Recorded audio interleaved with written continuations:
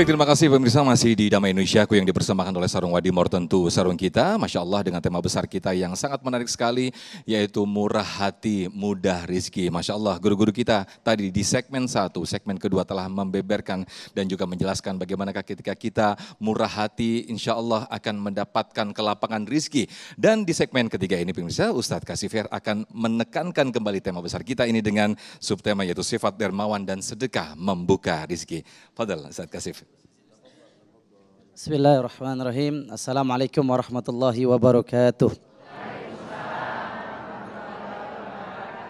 Kalau dengar dari jawaban salamnya, saya yakin yang hadir hari ini, yang nonton di rumah tahun depan berangkat haji. Yang aminnya paling kencang berangkat duluan. Alhamdulillah wa kafa wassalatu wassalam ala rasulil mustafa sayyidina wa habibina wa qurratu a'yunina sayyidina Muhammad. Yang saya hormati guru saya Ustadz Abdurrahman Jailani dan juga Gus Hans, mata Allah tula hayatihima, Allah panjangkan umur dalam kesehatan selalu. Bapak-bapak, ibu-ibu yang saya sangat sayangi, saya cintai. Saya ketika dikasih judul murah hati mudah rizki, tiba-tiba saya terpanggil untuk sama-sama menyimak firman Allah Subhanahu wa taala dalam Quran surat Al-Munafiqun ayat yang 10. Itu Bu, orang-orang yang sudah wafat, yang sekarang ada di alam kubur.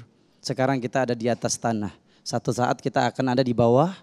Nah, yang sudah di bawah tanah duluan, yang sudah dipanggil duluan oleh Allah, mereka ketika ditanya mau apa sih? Apa yang mereka katakan?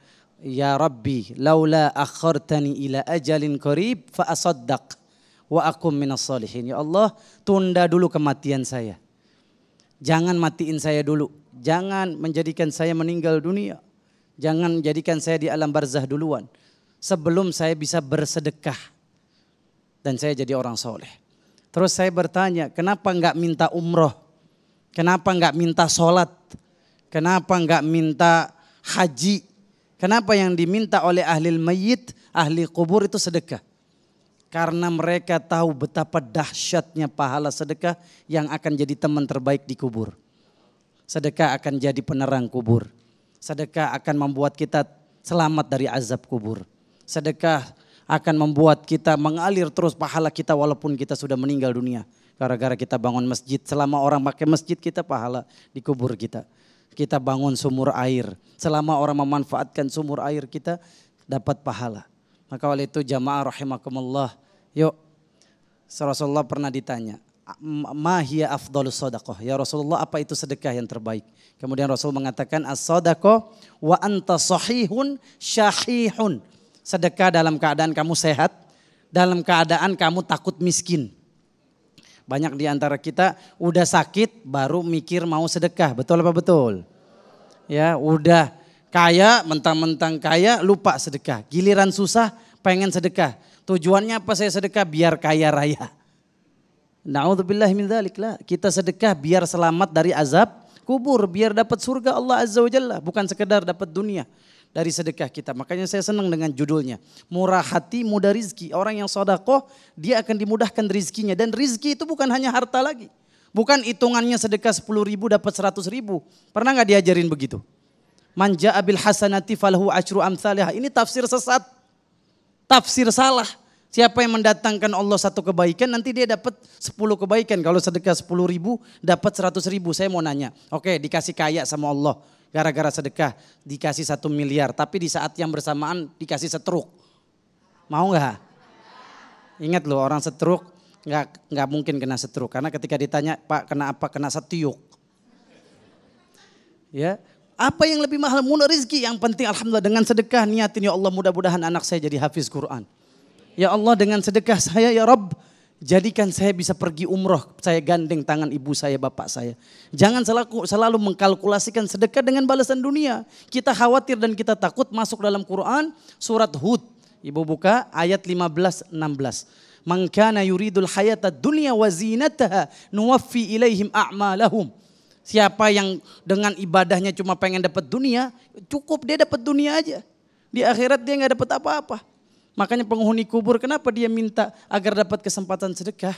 Karena dia tahu sedekah manfaatnya dahsyat di akhirat. Jadi kita hidup sebentar. Sementara kita nggak ada yang tahu kapan kita diwafatkan. Bisa jadi ibu duluan, saya belakangan. Atau saya belakangan bapak duluan. Itu bapak yang belakangan nyeletuk nih Ustadz Kasyif kapan matinya. Pasti mati. Udah ada 5R, ingat. Tanda kita akan mati itu tandanya 5R. Kalau udah ada 1R aja jangan males bersedekah. Karena sebentar lagi akan dapat miss call dari malaikat Israel. Kalau dapat miss call dari malaikat Israel, handphonenya diangkat atau dibuang. Ada 5R tandanya kita dapat miss call dari malaikat Israel. Yang pertama, mau tahu aja, mau tahu banget. Yang pertama, uban bertabur. Tanda kita akan dipanggil malaikat Israel. Siapa yang udah ubanan? Bapak nggak usah ngomong, saya udah lihat dari jauh. Uban bertabur, gigi gugur, kulit kendur, mata kabur. Yang kelima, siap-siap dikubur. Udah, ada uban, alhamdulillah alarm. Oh, saya ada rezeki nih. Oh, ada anak tadi kata Gus, sekolahin tetangga saya. Kesian dia yatim, ditinggal bapaknya wafat karena corona. Ibunya wafat, ayahnya wafat. Saya akan jamin dia. Saya masukin di pesantren Gus Hans di Jombang, Darul Ulum. Semua biayanya saya tanggung. Supaya apa? Nanti ketika saya mati saya punya bekal menghadap Allah Subhanahu wa taala. Karena bekal yang terbaik apa? Sedekah. Itu kata mayit. Kalau kita nanti meninggal dunia, jenazah kita diantar 3.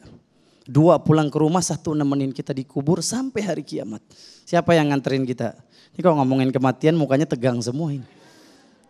Yang pertama, kata Rasul sallallahu alaihi wasallam, yatba'ul mayyit 3, fa yarji'u 2, fa yabqa 1. Yang nganterin jenazah kita, saya, bapak, ibu 3. 2 pulang ke rumah, 1 nemenin kita dikubur sampai hari kiamat. Siapa yang nganterin kita? Fa ahluhu wa maluhu. Istri kita nemenin kita. Dikubur nih dari rumah sakit mau pakai mobil ambulan. Istri kita nemenin kita. Suami kita nemenin kita. Tapi ada gak yang suaminya dikubur bareng? Istriku, karena saya cinta mati sama kamu. Nanti ketika kamu mati saya mau kain kafannya bareng sama kamu. Ada gak? Yang ada ketika istri meninggal suami ngapain?